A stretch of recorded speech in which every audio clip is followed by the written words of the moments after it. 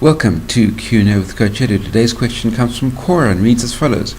When does training become overtraining? I've completed my 5th triathlon and I push myself hard 6 days a week. And I don't want to crash and burn. What should I be doing?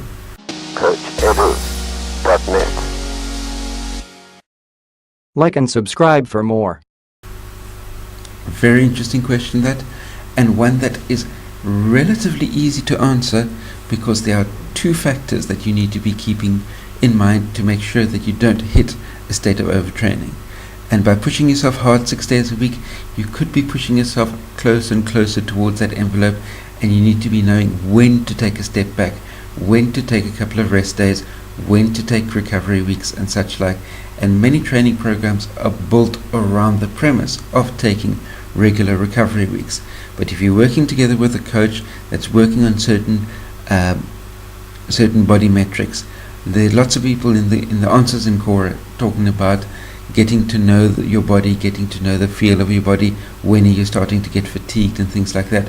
But often by the time you start to feel the type of fatigue that indicates overtraining, it's often too late. So there are 2 factors to be taken into account. One is more difficult to measure for the most of us, and the second one is super easy to measure for the most of us.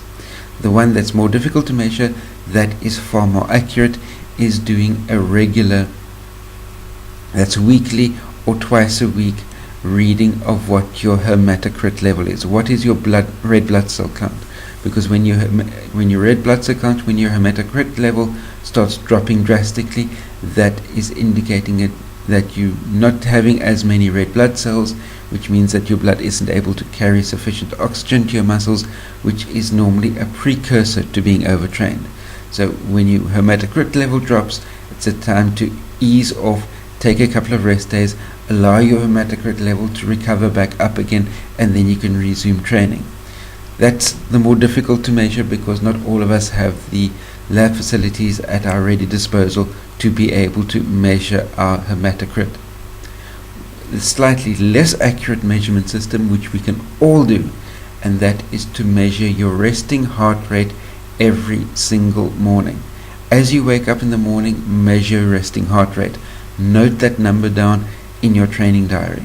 The reason why I say this is that when your resting heart rate has a fluctuation up of approximately 10% from the day before, you know that your body is fatigued and you need to immediately adjust that day's training and make it substantially easier to allow your body to do the necessary rest and recovery time.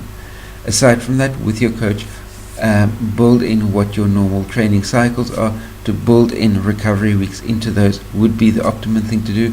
But very importantly, especially if you're working with a coach, measure your resting heart rate every morning as you wake up so that you can see if you've got this 10% spike, it's time to dial it back and dial it back immediately.